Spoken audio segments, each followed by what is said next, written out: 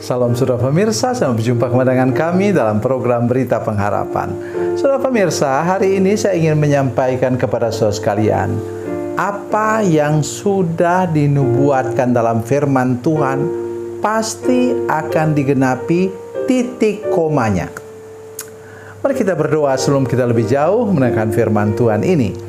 Bapa, dalam nama Yesus, terima kasih ada firman Tuhan yang ajaib dan luar biasa yang kami dengar sebentar. Berkati kami semua Tuhan, seluruh jemaat, semua pemirsa, supaya kami pegang teguh janji Tuhan, firman Tuhan. Karena firman Tuhan pasti digenapi, janji Tuhan pasti digenapi.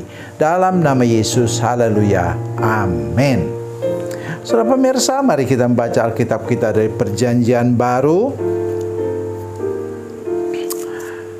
Perjanjian Baru, saudara sekalian, ayat pasal 15, Markus 15 ayat 27. Markus 15 ayat 27, bersama dengan dia disalibkan dua orang penyamun, seorang di sebelah kanannya dan seorang di sebelah kirinya. Artinya Yesus di tengah-tengah. Amin.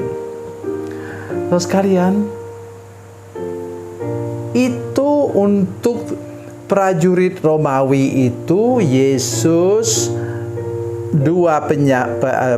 katanya pencuri dan penyamun itu sama-sama kriminal. Mereka tidak menganggap Yesus itu sebagai seorang nabi atau apa, mana ada. Mereka tidak menganggapnya sama sekali, dan hal membunuh orang itu di kayu salib itu sudah pekerjaan mereka sehari-hari. Mereka sudah tidak punya rasa lagi, mereka gantung orang, bunuh orang. Saudara pemirsa, tetapi janji Tuhan 700 tahun sebelumnya menjadi kenyataan yang tidak bisa dibantah. Mari saya mengajak kita bersama-sama melihat kitab Nabi Yesaya pasal 53. Yesaya 53 ayat yang ke-9. Haleluya, ini luar biasa firman Tuhan. Orang menempatkan kuburnya di antara orang-orang fasik, dan dalam matinya ia ada di antara penjahat-penjahat. Sekalipun ia tidak berbuat kekerasan dan tipu tidak ada dalam mulutnya. Sudah lihat? Orang menempatkan kuburnya di antara orang-orang fasik, dan dalam matinya ia ada di antara penjahat-penjahat. Ada di antara. Oh, luar biasa. Ya, tadi ulang lagi saya bacakan kepada kita.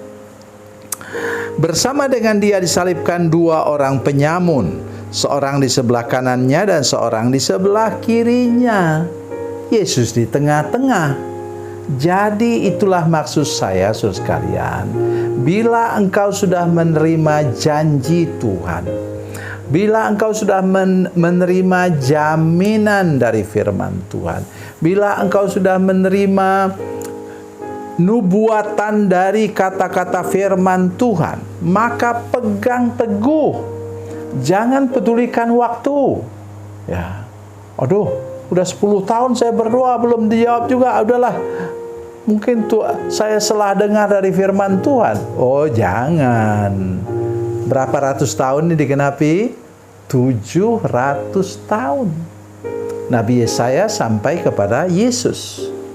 Saudara sekalian, saya mengajak kita semua menjadi orang yang rendah hati, sabar dan setiawan, percaya benar kepada firman Tuhan, jangan bimbang oleh karena firman Tuhan akan digenapi, titik komanya. Jangan pernah saudara keliru memahami firman Tuhan. Sekali lagi saya mengajak kita melihat. Bersama dia disalibkan dua orang penyamun, seorang di sebelah kanan dan seorang di sebelah kirinya. Apa saudara tidak bisa membayangkan? Ya, waktu itu banyak penjahat di penjara. Kenapa dipilih cuma dua orang?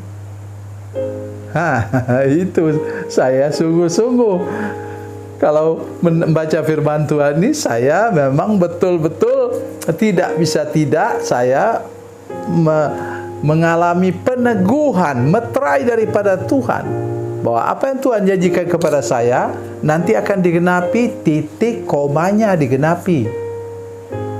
Ya, jadi jangan pernah kita meragukan sedikit pun firman Tuhan, janji Tuhan kepada kita semua. Nah, ketika kami menerima slip Alkitab, saya biasanya buat itu untuk kami pada awal tahun, biasanya minggu pertama sampai minggu kedua Januari, saya bagikan kepada jemaat, mereka pilih satu orang, kemudian terima apa? Itu kitab Habakuk itu, yang bilang, sekalipun pohon ara tidak berbunga, pohon anggur tidak berbuah, pohon zaitun tidak menghasilkan, dan kemudian apa? Lembu sapi terhalau dari kurungan. Terus dia bilang, Pak, kenapa saya dapat janji firman Tuhan yang tidak bagus begini? Dia seperti marah. Saya bilang, Pak sendiri tadi yang sudah cabut kan undiannya itu. Pak dapat itu, bersyukurlah. Terus saya jelaskan pada dia, lihat, sekalipun pohon ara tidak berbunga, pohonnya masih ada. Itu hanya semusim saja. Ya, sudah tahu negara 4 musim. Musim berapa lama? Satu musim cuma 3 bulan. Lembu sapi terhalau dari kurungannya, kurungannya masih ada. Nanti Tuhan isi kembali. Ya. Saya saudara sekalian terus terang, kadang-kadang terkejut. Ada orang katakan, Pak tolong berdoa untuk sapi saya ini. Loh, kok berdoa untuk sapi? Tapi karena dia berharap betul, saya berdoa. Saya tumpangkan tangan pada sapinya itu, sapi betina. Tuhan buat mujizatmu, supaya sapi ini selalu melahirkan beranak perempuan atau beranak betina, sehingga cepat berkembang. Nah, kira-kira 3 tahun kemudian saya datang ke situ, saya melihat dia sudah punya sapi 10 ekor.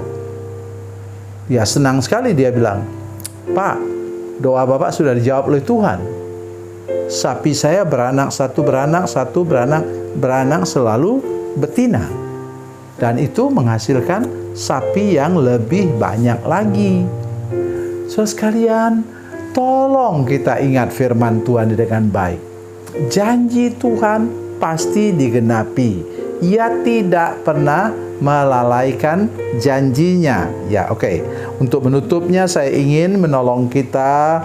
Mari kita lihat Bilangan pasal 23 ayat 19. Bilangan 23:19, demikian bunyi firman Tuhan. Allah bukan manusia sehingga ia berdusta, bukan anak manusia sehingga ia menyesal. Masa akan ia berfirman dan tidak melakukannya?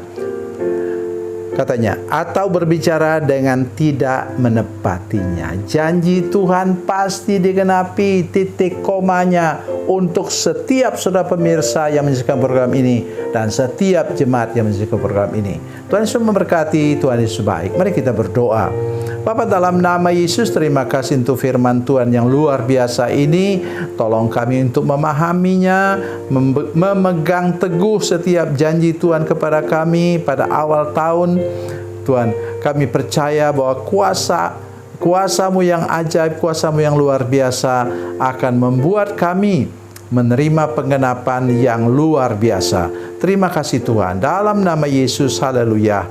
Amin.